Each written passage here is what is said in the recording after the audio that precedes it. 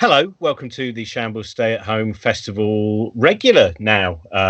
We wish it wasn't. We wish it was all over, but it's not. It's now our regular Sunday Science Q&A. And for those of you, if you've not joined us before, just tell you a few things about other things we're doing. In fact, tonight we're doing another Science Q&A at 7 o'clock, where we're just going to be talking about the pandemic and the science around that and things that you might like to know from an evidence-based perspective. We have 4 different people, all of whom are currently working within that arena. So we've got an enormous number of questions. We'll be doing that at 7 o'clock. And next week on the Stay at Home Festival, which we do every morning at 10 a.m., we have, amongst others, Tim Minchin and Russell Kane and Barbara Young and Matt Parker and lots of others. And also another thing just to quickly mention is at the bottom, or somewhere at the side, probably at the bottom there is also a tip jar, and we are collecting money for some of the people, in particular some of the performers, some of the artists, some of the musicians who basically have no work for the next 4 months. So we're trying to make a fund for them, and also hopefully going to make enough as well to make a fund for some of the smaller art centres in smaller communities, which are also possibly, facing, well, a very dismal time. And we want to try and make sure that they're still open when we are all free again to use them as a social hub and to go and see the artists we enjoy. Anyway, this now is the Science Q&A. We are joined by oceanographer and physicist Helen Czerski, who is with us every single week. Hello, Helen. Hello. And we also have Chris Jackson, whose work did an incredible piece back in December when we were doing one of our 9 lessons of carols for curious people. And his particular expertise is in 3-dimensional seismic data. And there are many questions on that. Once we led people to, because they start off with geology and they go, just rocks and stuff. And then once you go and hear it, they go, okay, now I'm going to research. And also we have author, broadcaster, presenter of Radio 4's Brilliant Life Scientific and theoretical physicist Jim Al-Khalili. Hello, Jim. Hello, Robin. Good to be here. Right, we're going to start off with a show and tell. I think today I'm going to start with, because I am genuinely, I don't know whether this will help within, I think just to start off, Chris, it would be great to tell some of the people watching what 3-dimensional seismic data, what that means you're kind of involved with and engaged with, whether that also, don't know, but let's just start off with 3-dimensional seismic data. What does that data? What does that do? So I think most simply put, 3-dimensional seismic imaging is essentially like X-raying the Earth. So imagine you want to see what's 2 to 3 to 4 to tens of kilometers beneath your feet. You need some sort of tool to do that, right? And you can't drill that deep. It gets too hot, stuff melts.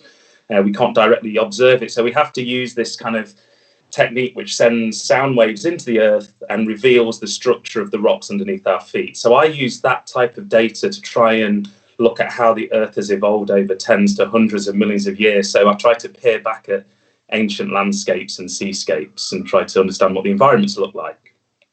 So since that technological advance, I know you did a series, 2-part series about volcanoes a few years back. How does that change our understanding, for instance, of volcanic activity?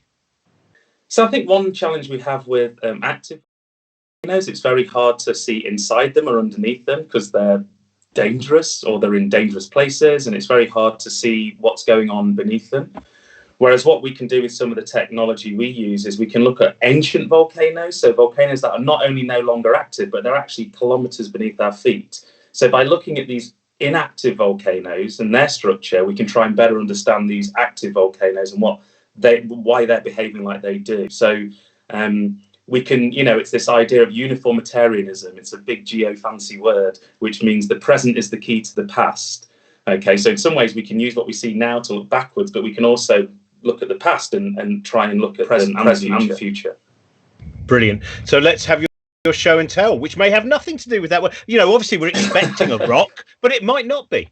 You know what? I want to be anything but predictable, but I'm going to have to lean down.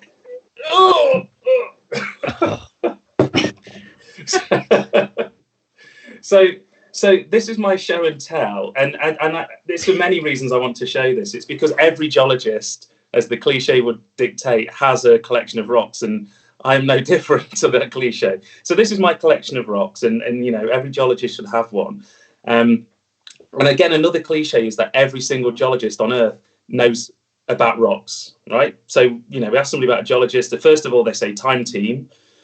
And then eventually they kind of realize it's not archaeology, it's geology. And then they start talking about rocks, and, we should be able to describe every single one of these. And we can't. And this, for me, this kind of jar for me sums up a lot about sciences and geology at the moment, is that it's very broad. It's not just about rocks. It's about 3D seismic data. It's about understanding how this sandstone was deposited and where and when. It's about geochemistry. It's about the way the Earth interacts with the atmosphere.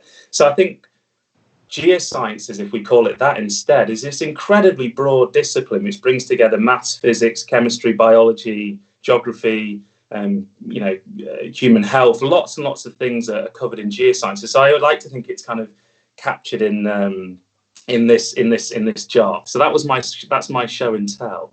And hopefully it's not one at the bottom of the jar, but of the ones available to your hand, is there anything there where you go, now this, you particularly enjoyed the story of that rock? Yeah, you know what though, weirdly enough, like oftentimes when you're on a beach, and these are mainly rocks I've collected on holidays, right? You remember more the moments when you collected them or where you were rather than what, I actually didn't really look at the rocks. But yeah, there's like rocks like this. This is kind of a sandstone. This is what we call a sedimentary rock. It probably has a record of being transported around in river channels 250 million years ago. I think this rock is, kind of. And I always think it's amazing you get to hold a piece of Earth history that old in your hand. This is a metamorphic rock. Hold it there, maybe. So this has kind of got lots of crystals in it, very big crystals, and you can see there's these lines in it. And this is a fabric. So this rock has been strained. It's been subjected to incredible pressures and temperatures. So it has a very different history to this sandstone. And, you can start to pick apart the history of our planet with just these things in our hands. But without really knowing the exact answers, we can do some additional analysis. But that, for me, is what excites me about geosciences, is all the stories in this jar. That's what I love. It's not just psychography when you walk around Stoke Newington High Street and remember William Blake. It's psychogeology as well. All of those stories that are inside those things. Helen, I'm going to start off with a question for you before your show and tell, because we've never really dealt with this. This is from. I'm always worried when it's Sarah without an H, because I know most people say Sarah, but some people still call themselves Sarah. She may well be one of both of those things. She may be in a superposition of Sarah at this point. She wants to know: is my bubble physics? But by bubble physics, do you mean the physics of bubbles or physics on the edge? It's absolutely the physics of bubbles, and bubbles are not just soap bubbles. They are what I think of as a bubble, which is the much more interesting type of bubble. Not that I'm biased, is a gas bubble surrounded by liquid. So it's really important that a bubble isn't just the gas by itself. It's the combination of gas and liquid, and basically it's a gas and a liquid not mixing, because they don't want to mix. Gases can dissolve in liquids, but a bubble is a place where that's not happening and they're separate. So the sorts of bubbles I study are the ones in the ocean, and there's lots of different types of them. There are ones that come because the ocean is super saturated, so that's like when you open a bottle of lemonade and suddenly bubbles appear. There was gas under pressure and it comes out, so you get bubbles like that. You get bubbles from breaking waves, you get bubbles from gas releases on shallow shelves, methane seeps, that kind of thing. So there are all these different places where you get bubbles in the ocean, and those are normally the bubbles I study. Although I do have a sideline in bubble acoustics, which is bubbles are really noisy. They make loads of sound. So I study those bubbles. So I very definitely study the physics of bubbles, the objects, rather than anything on the edge. Although there are quite a lot of edges involved. Well, like a lot of the guests that we have on this, I think you are a polymath scientist as well. You have your area, which is your official area of study. But when I actually look at your biography, it's kind of like it goes off in many different areas as well. Yeah, which is exactly what we want. No, I think it's great. That's what I love, is that, it's not like you go, it's just here. It's here, that fascination with the universe. So what's your show and tell today? Okay, so we had a question last week about ultraviolet light, and it reminded me that I have an ultraviolet torch, and these are to be treated with some care, because they produce light a wavelength that we can't see, but they can still damage you. So we're going to be it's not the thing you want to use all the time. It also means you can't see when I switch it on. But what I wanted to show you, because the first time I saw this, it was amazing, because I love things that are hidden in plain sight. And this is my passport, and I don't know how often people look at the pages of their passports, but they've got these quite, these sort of pretty pages where there's all this artwork on them. But if you take your UV torch and shine it at the passport, you start to see there's art inside art. And you can't see this very clearly. There's a bird there. Trent, can you put up, so producer Trent has a photo that I sent.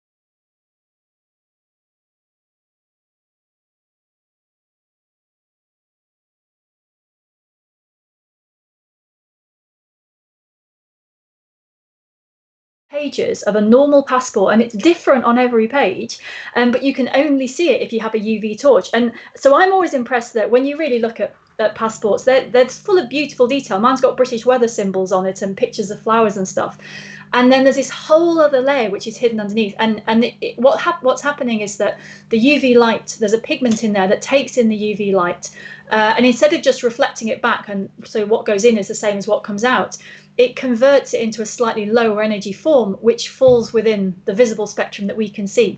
So that is there all the time. If we could see in UV, we'd be able to see those patterns all the time. But because we can't, that torch helps us a little bit to pick them out. And I love the fact it's all hidden away. Well, it's not find that there is still going to be some kind of use for a passport because it's not for travelling anymore. Well, so yeah. now we can find the secret pictures.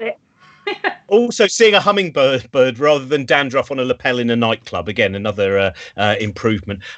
Jim, I'm going to throw a question at you. One of my favourite questions I ever asked you, and I thought it showed the beauty of physics, was I was reading a book about basically atomic structure, and I was reading about quarks, and there was a bit there where strange quarks, and I kept reading about the measurement of them and trying to understand it, and I rang you up, and I said, so what is a strange quark? And you gave me a lovely. So can you give me that? I don't know how well you remember the answer, but it's such a lovely moment of physics. I can't remember what I had for breakfast, let alone how I explain strange quarks to you. I'll have another go. So a lot of the properties that we ascribe to these fundamental particles, quarks, are not properties that mean anything to us on the everyday scale. So we know that electric charge, for example, that's something we can understand. Electrons have negative charge. Quarks have electric charge as well. But there are other properties which don't mean anything in our physical. We just have to give them a name. So that we now know there are 6 flavors of quarks. There's up quarks and down quarks, which make up all the stuff. They make up atoms. There are 4 other heavier quarks: strange, charm, top and bottom. Strange simply means a quark has a property which we've called strangeness, which simply implies that it's that type of quark. So particles that are made up of strange quarks have this property called strangeness. It doesn't mean they're strange in any physical. This flavor of quark. What was it? It was Terry Pratchett, I think, in one of the Discworld novels, talks about the different colors of magic. And so there's up, down, sideways, and peppermint. Something like that. Yeah, it's meaningless. So strangeness is simply a word to imply that this stuff contains a strange quark. That's what I love.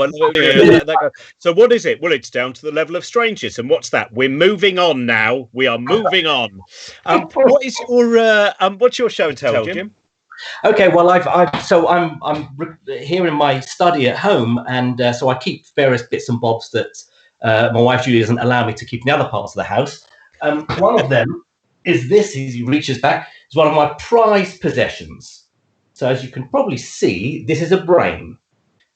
This is in fact a resin replica, perfect replica down to 1/10 of a millimeter accuracy of Einstein's brain.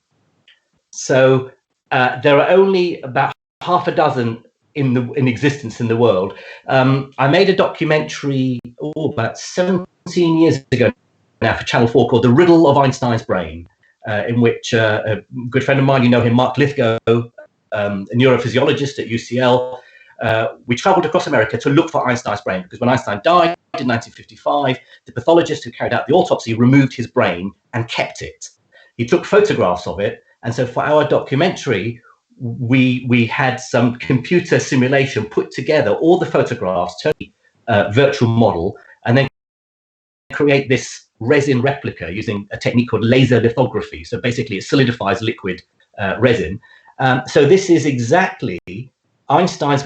Admittedly, this is the brain of a 76-year-old man a few hours after he died. So it's probably not exactly how it would have looked when he came up with relativity theory. But I'm actually quite sort of encouraged by the fact that it sort of would fit inside my head. So, you know, Einstein's brain wasn't particularly large. But it's lovely. And if you put it on a stand, I have a little sort of light stand underneath. I should have got that ready for you, shouldn't I? Shines the light up through it. It looks very nice and eerie for Halloween parties. It's also a great thing to show off. So yeah, Einstein's brain. That's beautiful. That's wonderful. It's such an interest, that our current level of understanding brains and able to examine them, as far as we can see, is at the moment we can see no difference in the brain of a genius and the brain. Maybe one day when we manage to get down to those, very tiny things, but for the time being, we've all got. We can at least pretend we have the same amount of potential at an early stage. Exactly. Also, it's all down to your choice of pruning. Halloween parties at your house, Jim, must be terrifying. If you've got the ghosts of physicists past and their brains hanging around, is that how you had Halloween parties? With all the, I did have a thermodynamics lecturer who used to stop halfway through every lecture and tell us about different thermodynamicists, and they all committed suicide, all of them. To try and recreate a party with all of them dead. No, I only have Einstein's brain. I have to make that clear. I don't collect brains of physicists as a hobby. Just a couple. Let's go on to the questions. We've had loads of questions. We're going to start off for you, Chris. This is a question from Jasper, who is 9 years old. And Jasper would like to know, why do some volcanoes have big eruptions and some just bubble away forever? It kind of relates to bubbles and gas and the way the bubbles interact with the magma, so the molten rock. So whether or not you can release that gas kind of in a continuous form, the volcano may bubble away like a cauldron. So you're continuously able to release that pressure that's building up inside the volcano. If you have a condition where those bubbles are actually there's more gas going into the magma, then suddenly all those bubbles are expanding, and if they expand very rapidly and ascend very rapidly, so they come up through the volcano very rapidly and then pop, that's the explosion. So it's all largely to do with the gases, so how much gas you're putting in and also how much pressure you can ultimately build up inside the volcano. But yeah, Jasper's right, there are different types of volcanoes and they behave very, very differently. Brilliant. Thank you for that question, Jasper. Helen, this is from Steve. And I suppose this is going to be one of those ones where it might be 5 minutes of definition before you can actually give the answer, which is, what is the longest that a bubble can survive in the natural world before it goes pop? So we're looking at soap bubbles and soap films, or ones underwater. So soap films, the thing that kills them in the end is that thin layer of liquid drains away. So every bubble you see, every spherical floating bubble you see, the liquid inside the inner and outer layers is slowly draining down to the bottom, and eventually that means that somewhere near the top the inside and the outside touch, and then the bubble pops. So for a bubble like that, I think soap bubbles last, unless you cheat by adding polymers and things, the maximum length of time they could last is about 20 seconds. Underwater, it's much more interesting because, of course, if you have a bubble rising through water, some of that gas can sneak through the boundary and dissolve into the water, or gases in the water can sneak back the other way and fill up the bubble a bit more. And so what we find is that the longest lived bubbles in the ocean are all coated. And so the way the longest lived bubbles, what happens is you get a breaking wave, you get loads of tiny, tiny little bubbles inside it. And actually, we've never found the smallest bubble in the ocean. Somebody did once describe the bubbles like the dark matter of the ocean, because we know this, and then it gets down to what your definition of a bubble, but we've never found the tiniest one. There is this debate about how small they go. But everything in the ocean is full of organic material and tiny particulates and gels and all those kind of things, and they stick on the outside of your bubble. So bubbles tend to dissolve. So as they shrink, that cage of organics and particles on the outside eventually locks up. And it seems that what happens is it forms a cage so the bubble can't shrink any further, and it will just float around like that until in a random process, I think it suddenly collapses. And there's evidence that if it's put under pressure, if maybe it floats down a little bit deeper in the oceans, a bit more pressure, it will then suddenly collapse. And now no one has ever measured that in the ocean. I am genuinely the one person in the world who's come closest to trying to answer that question. But we have definitely seen bubbles. I have seen bubbles that have lasted for an hour and a half underwater like that, that are in that cage state where they can't escape. So it varies, but in theory, a bubble can definitely last. I have measured bubbles that have lasted an hour and a half. And there may be longer lived ones, but they have to be very small, because if they're big, they rise through the ocean and escape at the top. But the little ones just get carried around, just following along with wherever the world takes them, and they're the ones that can last a really long time. So probably an hour and a half. How get you to eat an aero? Because I always presume, I've always imagined that you'd bite into it and then you think, well, there might just be an anomaly somewhere in here. There might be some form of mint-based bubble formation, which there could be a paper about. But the interesting thing about aero bubbles, and I don't eat that many aeros, is that the bubbles are all very, very similar sizes. And that is an interesting thing for a bubble physicist to look at. When I years ago, I moved house and my friends brought me, we had a party, housewarming presents. Then they brought me all the kinds of everything that had bubbles in it, champagne, all the kinds of chocolate. And the thing about the confectionery, the sweets, is that the bubbles are all very similar sizes. And that looks odd to me, because that is very rare in nature. But yeah, so even the bubbles in aeros are interesting.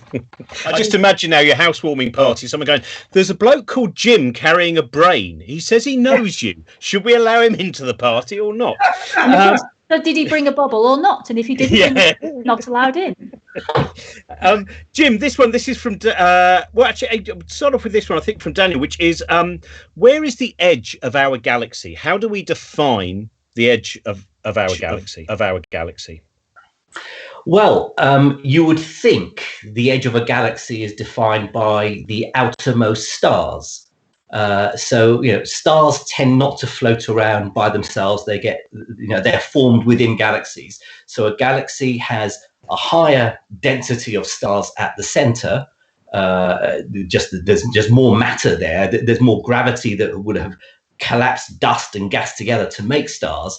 But as you go further and further out, you'll get lower and lower density, and the stars will get fewer and further between. But I guess it's a bit like a city like London. What's the edge of London? There will be it gradually gets a bit more rural. You'll get clusters of houses, fewer and fewer houses. Then you'll get sort of little outlying sort of villages which may or may not consider themselves part of London. It's the same with, say, the Milky Way galaxy. There are outer lumps of stars, smaller galaxies that we could consider as part of our own. So really, I'd say the edge of a galaxy is where the stars extend to. But of course, we now know that most of the stuff of galaxies is actually dark matter, invisible stuff that actually provides the gravity that holds galaxies together. And dark matter, what's called the dark matter halo, extends way beyond the outer stars. So you could also say the edge of the galaxy is as far out as the dark matter extends. But again, it slowly sort of gets less and less. There's no sharp edge to it as such. That makes me also wonder, going to slightly smaller scale, about our solar system, because Voyager, when Voyager was there was a point where it was like, well, Voyager hasn't really left our solar system, but it's also not, that there seemed to be a level of uncertainty at what point Voyager had departed from.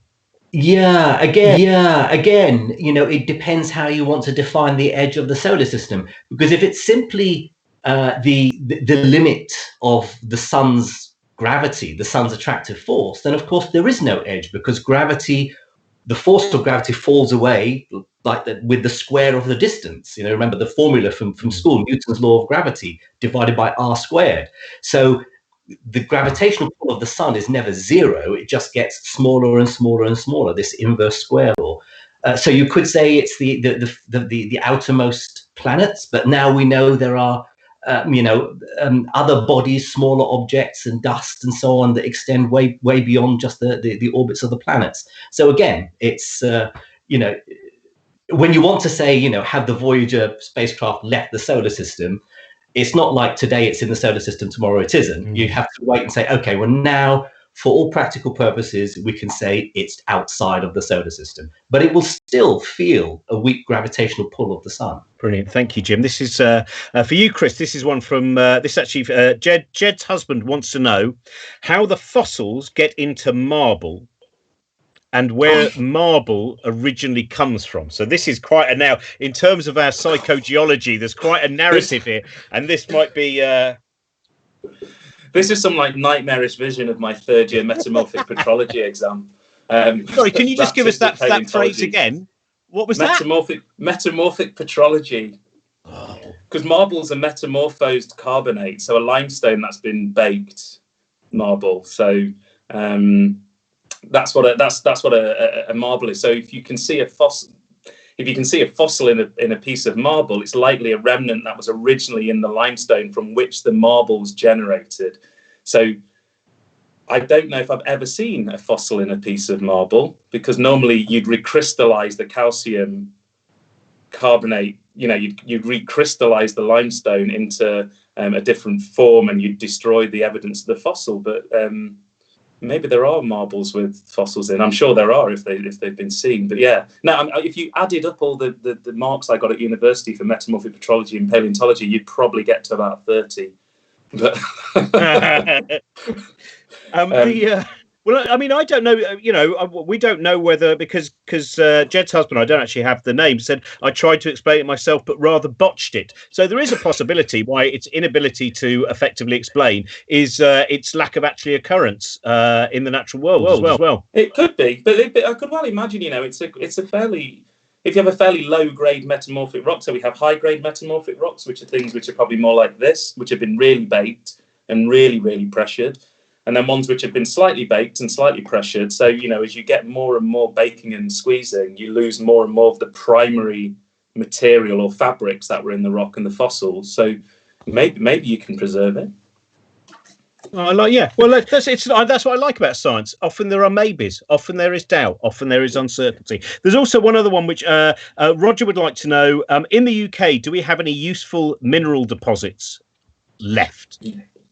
So in terms of, so this and he says, by useful I mean financially. So this is someone who's perhaps looking at their garden at the moment, thinking about how they're going to get through this and digging away with some kind of pickaxe. Post Brexit, we'll all need we'll all need our own private mineral lode in the garden to survive, probably. Are there? I guess there are some things. I mean, where I'm from I'm from Derbyshire. So in the Peak District, there's still mineral deposits there which were heavily exploited hundreds of years ago, but are still got kind of lower grade material is still there. But a lot of the value of something is driven by the demand. So if demand rises, something which previously has had very little requirement and nobody's had the desire to go and obtain it, suddenly becomes really desirable.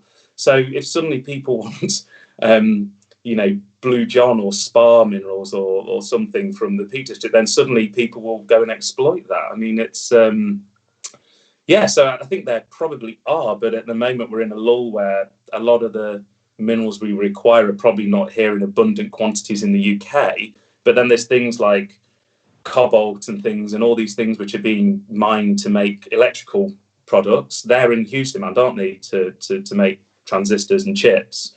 But we just don't have a rich endowment, a rich amount of that here in the UK. So we do have a lithium mine, actually, because of that. So that in Cornwall, somebody is now mining lithium, and I think it's a relatively new thing, and it's because exactly of that, lithium-ion batteries. Yeah, so I mean, it's kind of all kinds of things, but that's a relatively new use for it. No, that's true. Yeah, and it's kind of probably still quite like niche and a bit artisanal. Probably small quantities, but if you can shorten the supply chain from Cornwall to somewhere where you're going to then process it and then utilize it, or you can make enough of it to ship it, then everything has value. But the lithium mines, I guess, are all around the granitic bodies and the igneous granitic bodies in Cornwall. Question from Marnie for you. I remember a while ago that Helen said in some show that cuttlefish were the best animals. Explain yourself, says Marnie. Well, I actually, cephalopods are the best animals, and cuttlefish are one of the types of cephalopod. And I can talk about cephalopods for a long time, but I won't. But the name cephalopod means head foot, and it's a group. It's now only got 4 branches. There's 3 that are all together, which is squid, octopus, and cuttlefish. And then there's another one, which is sort of a slightly separate branch, which is a nautilus, which is an amazing. I've never seen one in the wild, but they're quite large with these spiral shells. And the octopus, cuttlefish, and squid all have either a cuttle bone on the inside or no shell at all, no hard parts apart from their beak. But the reason that I think cephalopods are awesome, and so cuttlefish, they all have their own brilliant things, but the best thing about them is that basically, all these people talk about when are we going to see alien life on other planets. If you want to see alien life, don't bother waiting for someone to invent wormholes so that we can go to an exoplanet. Just go into the ocean, and the octopus are the weirdest form of life that you will see. So they evolved for completely different physical conditions, right? Heavy, dense medium around them. Their last common ancestor with us is a long, long way back, like sort of 500 or 600 million years. So they are invertebrates, which means, and they are mollusks. So they are very, it's very, very distant connection. But they have independently evolved intelligence. An octopus, for example, has an independently evolved, and they're clever. If you meet them, they can problem solve. I've seen them playing with Lego, occupying themselves playing with Lego. They're great fun. And if you're diving and you meet an octopus, it's more like a conversation. It's looking at you as much as you're looking at it. It kind of they'll poke you if they're feeling brave, just to sort of see what's going on. So they're these intelligent invertebrates which just are fascinating. And the cuttlefish are brilliant because of their colour. So they can change colour in spite of being colourblind. Like, how cool is that? They change colour to camouflage themselves against their surroundings. But we can see that they've only got one type of cone in the back of their eye. They've got these W-shaped pupils. Now, I once gave a cuttlefish biologist a very hard time in a car. It was a half-hour drive, and I spent half an hour going, but if they're colourblind, why can they match their surroundings? And he was, look, I don't know. Stop asking me the question. And then someone has just worked it out. They do something very clever to do with the refraction of light, different wavelengths. So they can see in colour in spite of having only one type of colour receptor. And just finally, like the thing, just because they're continually becoming more bonkers, something I only found out recently is that there are squid which fly, and I am not making this up. They've got jet propulsion. That's part of how they move underwater. And there are species of squid that will jet themselves up out of the ocean, and then it's not just a jump. They actually have they can use their mantle a little bit like a wing, and it seems that they get a little bit of lift. And it might only be 30 or 40 meters, but these things can fly in air. How bonkers is that? Like, if you don't need any other animals. Just let's have the cephalopods, right? No more looking for aliens until we've met the cephalopods properly. That's what I say. Well, Marnie, I hope that's answered your question. Jim, this is from Arthur, who's 7 years old. And Arthur would like to know, what does the quantum in quantum science mean? Oh, nice one, Arthur. Well, normally when we use the word quantum, and of course, I mean, there's quantum wine, there's quantum shampoo, there's quantum whatever. It's a word that sounds sciencey, but we often tend to think it means something big. A quantum leap in technology would suggest something really big. Actually, quantum comes from the Latin. Quanta means, we think of the word quantity, right? So what we mean in physics by quantum is the smallest lump of something, the smallest possible amount of something. So when it was first developed by Max Planck in 1900, he was talking about quanta of heat radiation. When objects called black bodies give off heat, he said that energy comes off in lumps. And the smallest possible lump you can have is a single quantum of energy. And now when we talk about quantum mechanics, the theory of the very small, we still regard the word quantum as meaning a small thing. So Planck's constant is a really, really tiny number, and it's a measure of just how quantumy the phenomena are that we're studying. So the quantum of something, not like the James Bond Quantum of Solace. I'm not quite sure. Maybe it does mean the smallest amount of solace. I don't know, but that's what the smallest possible amount of solace you can have is a quantum. I always find that fascinating when you read books about the history of the understanding of quantum mechanics. And when for most people, they are going to immediately think of things like Schrodinger's cat and about living in a probabilistic universe and double slit experiments. So it always feels quite odd that it starts off with a story about heat, that it starts off with, black body radiation. I find that quite a fascinating turn of events. Yeah, I mean, in fact, that's what we now call the old quantum theory. quantum theory began with Max Planck and Einstein in the first decade of the 20th century. Quantum mechanics, to a physicist, means the mathematics that was developed in the mid-1920s. But yeah, so before we got, Schrodinger's cat, Schrodinger came up with that thought experiment in the mid-1930s. When we talk about probabilities and parallel worlds and so on, when we make measurements, that wasn't developed until the 1950s. But yeah, when you're taught physics, quantum mechanics at certainly at universities, even probably A-level physics now, but studying physics or chemistry at university, then you first learn about that early quantum theory, how Max Planck said energy is lumpy, and then Einstein comes along and says all electromagnetic radiation is lumpy, light comes in lumps, particles we now call photons, and it wasn't till much later that people like Heisenberg and Schrodinger and Bohr said, the world of the very small is very different, and you can't have pictures of atoms. That took 20 years more to develop. Yeah, I think your book on that, the big book that you did a while ago, I think it is just called Quantum. Is it just called Quantum? I'm trying to remember which. But it's Quantum, a guide for the perplexed. Thank you. Yeah. Thank you, Rob.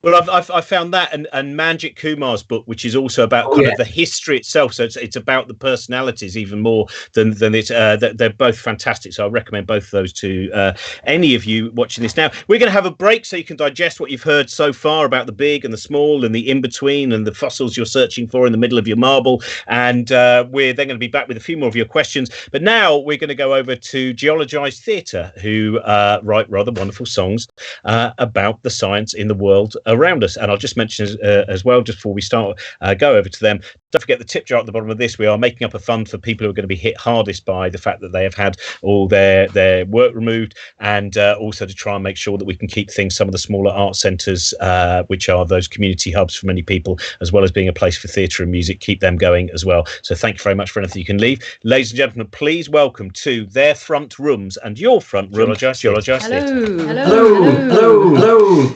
What's today's? I know we've got two songs for you. So what's going to happen first? Because I love this fact. This is one of the beautiful things we're seeing, which is the artistic creation by people who are sometimes separated, sometimes as almost by hemispheres. Yes, indeed. So we've sort of produced a video of one of our songs. We like to write songs about science. We're both PhD students, and we like to sort of sing about it. And so we've sort of put something together in our respective houses within lockdown to play to you today. Yes. Brilliant. And what's the first one going to be today? So first we're going to hear... Oh, Matthew, you Okay, our first one is called Climate Crisis, a musical flyer for a climate change denier. So it's sort of one of our songs, more aimed sort of like at an adult audience, all about climate change, sort of trying to debunk some of the things that maybe some prominent American politicians may have said about the climate crisis. And it's just hopefully a useful guide to give to a climate change denier. Brilliant. Well, here is the Christmas gift for many of the strange people in your family, Geologise Theatre with their climate change.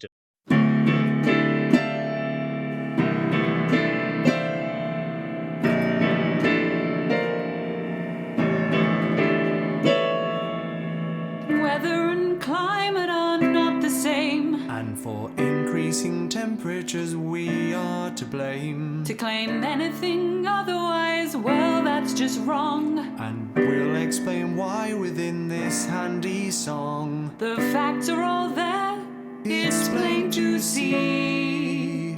I mean, ain't you seen Attenborough's documentary?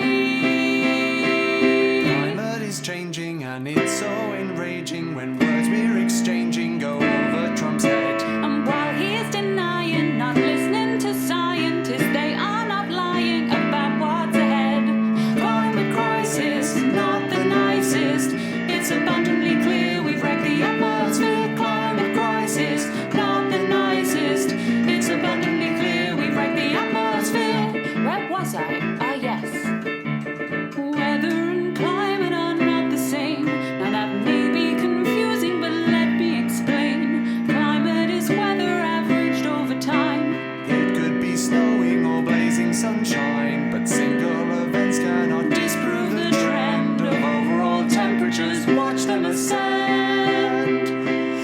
as the world warms, there's more moisture to form all the snow in these storms which seem oh so intense. So if you're a skeptic, then learn to accept extreme weather's expected, so that's no defense.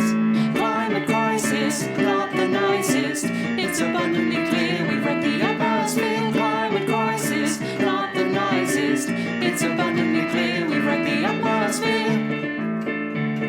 And yes, of course, climate has changed in the past, but now temperature's increasing far too fast to be due to natural cycles alone. And we've put ourselves in the danger zone. Volcanoes increase greenhouse gases before, with death and destruction, extinctions galore. But this time it's our fault, a change that we can't hold with the fossil fuel default we've had for so long. Since industry grew more, we've seen CO2 soar and bubbles from ice cores. It's all going wrong. But it could get better if we listen to Greta. And now we have set a bar of 1.5 degrees. To meet these conditions, let's reduce our emissions and also transition to new technologies. So, when someone's not sure what you're protesting for, if you're glued to the floor, Oi to your MP have writ. Sing them this myth busting hope that they start trusting that the world needs adjusting, cause it's all gone to Climate crisis, not the nicest. It's abundantly clear we've wrecked the atmosphere. Climate crisis, not the nicest. Humans have caused it, it's our job to sort it. Let's tackle this climate crisis.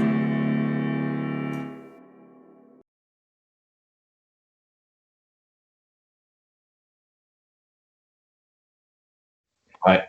Anyway, it's all good. Hello, welcome back. That was Geologise Theatre, and we have a song from their kids' musical coming up at the end, all about the dinosaurs. Jim, I'm going to go to you first of all, because this is something I know, well, when I say I know nothing about, that's such an enormous area that gives you no clues as what it's going to be. But this is from Daniel, and this is, are quantum batteries actually realistic as an idea in the future, or are they just another perpetual motion machine? Now, I know nothing about quantum batteries, so what can you tell? I mean, there are certainly there's a new area of physics called quantum information theory, quantum thermodynamics. So the idea that you can put an atom into what's called a superposition of two states. So it's like being in two places at once, but it can have two energies at once, and you can look at how its behavior changes over time. So you can certainly, the thermodynamics means that it's the physics of heat and energy and so on. So batteries would come into that category, that, you know, something having the ability to be useful, to do useful work. So, you know, as a charged battery can do useful work, but a dead battery can't. Well, you can now apply some of these rules of thermodynamics down at the quantum scale, down at the level of atoms.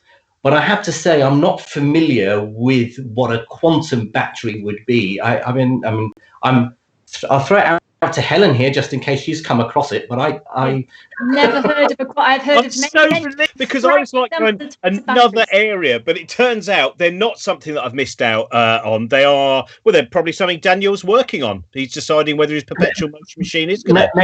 Maybe it is. I mean, I get lots of emails from people who claim to have invented perpetual motion machines, or who claim to have proven Einstein wrong, or who claim to have solved found a theory of everything.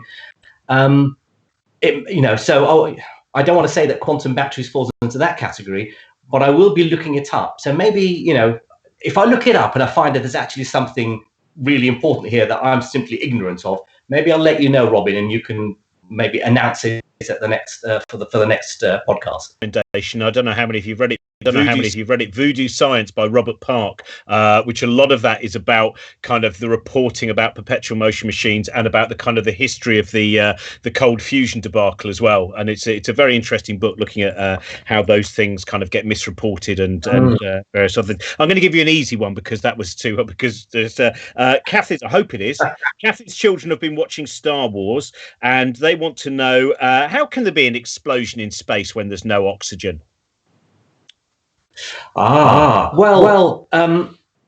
You can have an explosion. You can have a chemical reaction or sort of a nuclear reaction if the conditions are right. What you wouldn't have would be the equivalent of fire that we would see on Earth, and you certainly wouldn't hear a sound. So the explosions wouldn't be the same sort of chemical reactions that we would think of as an explosion on Earth, which does require the material to react with oxygen. But you can certainly imagine all sorts of chemical combinations, or as I say, if the conditions are explosion, which is not at the level of chemistry, the electrons that sit around atoms, but down at the level of the atomic nuclei, which produces much more energy. So you can have all sorts of explosions, just not the sort that produce sort of the fire that we'd be used to seeing on Earth.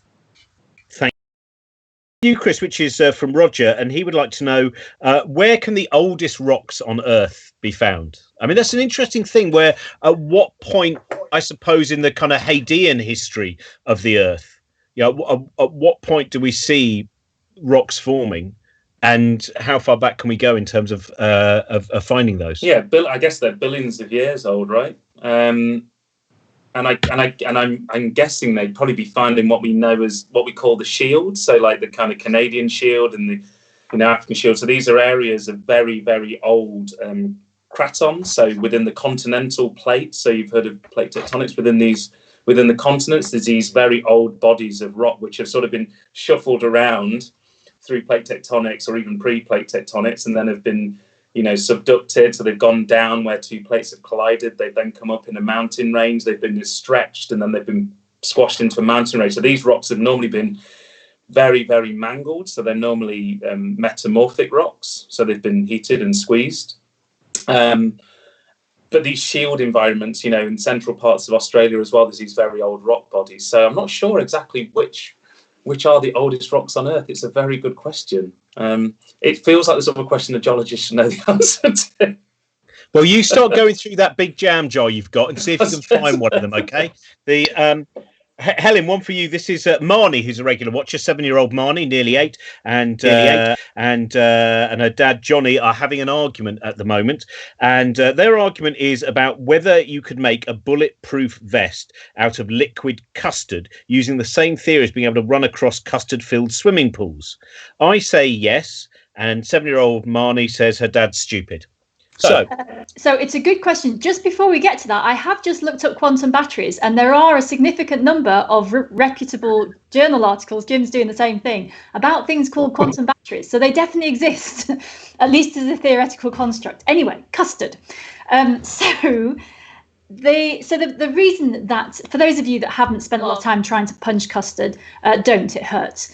So the idea here is that there are some fluids which are known as non-Newtonian fluids where the strength, the way the material behaves, particularly when it comes to how rigid it is or how viscous it is, depends on how fast you try and deform it or change its shape. So if you slide it very slowly, it behaves in one way, and if you thump it, it behaves quite differently. So custard is one of those ones where if you pour it slowly, if it's thick custard, it will pour, but if you try and hit it, it effectively becomes a solid. So it's a very sensible thing to make a bulletproof vest out of, because one of the problems with bulletproof vests, one of the many, I'm not an expert on that specifically, is first of all that they're heavy, and secondly that they're really rigid, because it's like walking. I mean, imagine suits of armour from the 14th century, right? You don't want to be walking around in this great big heavy shell. However, this is why it's not a stupid idea.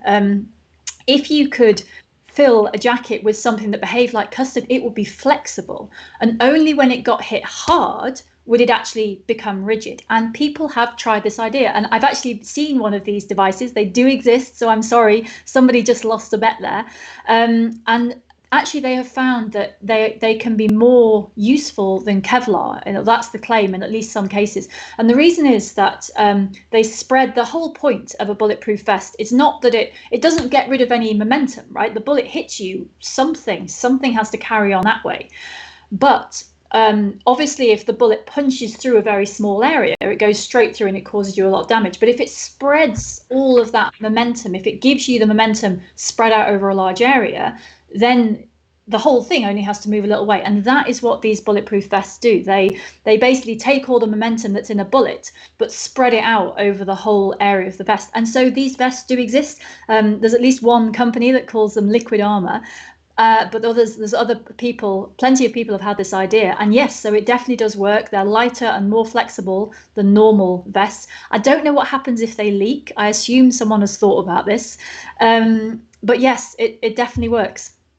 There is something about a kind of clown car style death, isn't there? Which makes things, it's anyway. So Marnie, on this occasion, only on this occasion, your dad's not as stupid as you thought. On other occasions, he may well still be. I was sorry, just we've got so many more that I want to get through, and I know we've only got 5 minutes left. I want to ask something about magnets actually, because there's been lots of, and this is kind of for everyone, I suppose. I don't know, because magnets are always one of those things where trying to explain that force seems to be, very, very tricky.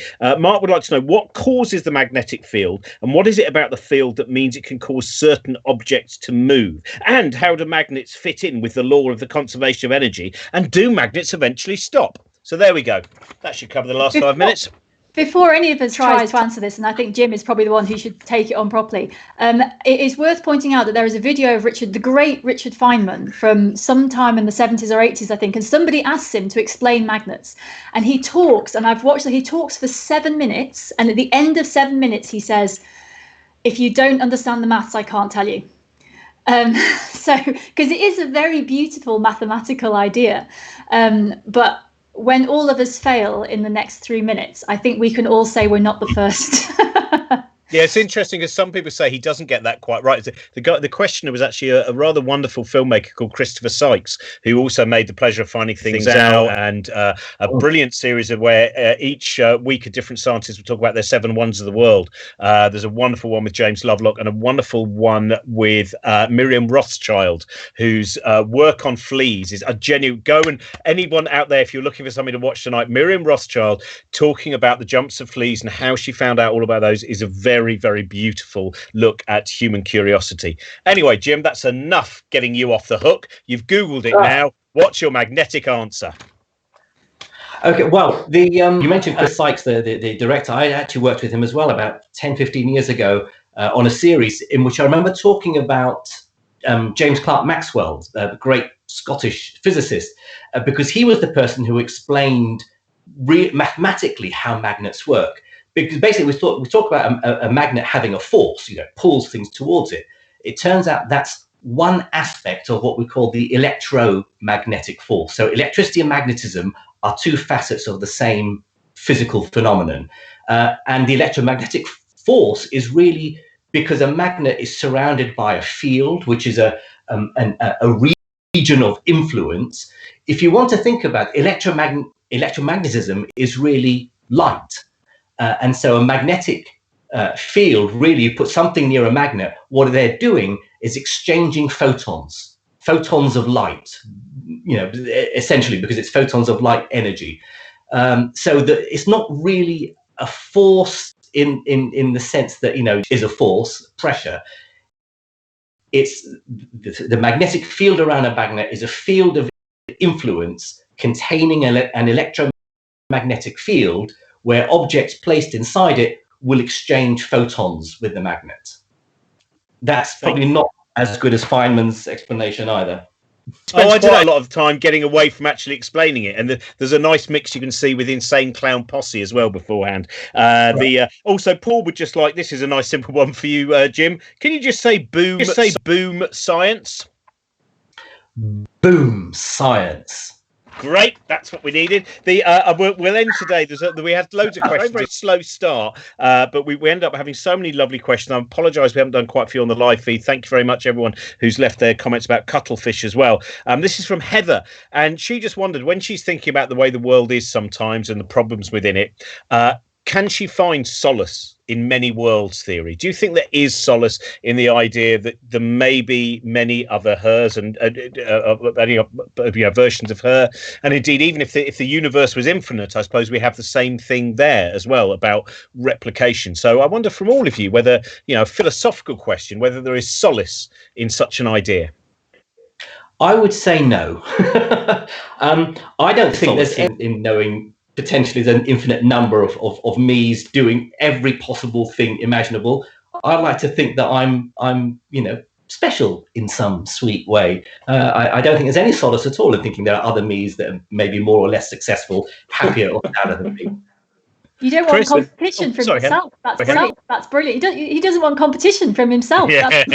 Exactly. There's probably just me. There's probably just many versions of the same mistakes that I'm making now. Is the dark room I currently sit in, I think.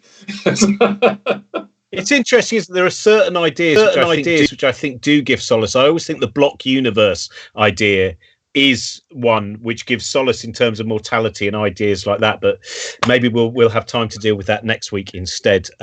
We will be back next week with Helen will be here again, and I think we might be going down a slightly, we haven't done much on biology, so we may well, I'm not sure who our guests are going to be, but that'll be up soon. I will also mention, as I said, at 7 p.m. we're going to do we have a Q&A based around this pandemic, about the coronavirus, about research that's going on at the moment. We have someone who's actually currently involved in in fact every single person we've got on is involved in some way in researching into this now, and so I hope you can join us at 7 p.m.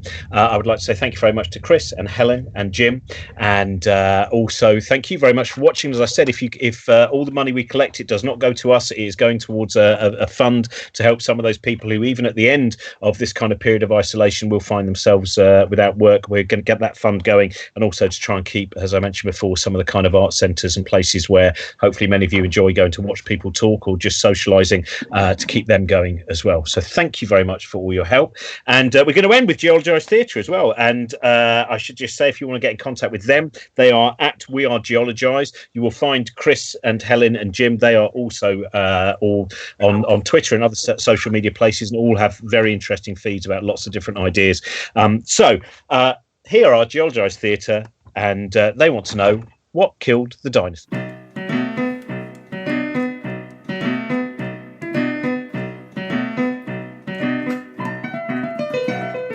I'm a big dino and I'm sure that I know that I could survive anything. Hey you mammals, check out these enamels, I could eat whilst I sing. Me and my mates taking over this place, live in every ecological niche. We've got big claws and terrible jaws, success you will never reach. Cause this world ain't big enough for the both of us, and we're trying our best to survive. This world ain't big enough for the both of us, only one of us can thrive. After years of evolution, we always get away. You got problems, I got solutions, we will win the day. Predator or prey. I'm a little creature, I know that I will feature in this world long after you're dead. And needless to eat, I've got much smaller feet, and I care less about what I'm fed. I can adapt, but you'll be trapped when you lose your habitat or home. You're too specialised, it'll lead to your demise until all that's left of you is bone. Cause this world ain't big enough for the both of us, and we're trying our best to survive. This world ain't big enough for the both of us, only one of us can thrive. Whilst you reign, we bide our time, but change is on its way. When you're gone, we'll reach our prime, we will win the day. No matter what you say, cause this world ain't big enough for the both of us, and we're trying our best to survive. This world ain't big enough for the both of us, only one of us can thrive. Look, here comes a meteor, right, we probably shouldn't stay. Climate's changing, I'll be alright, I'll see you another day.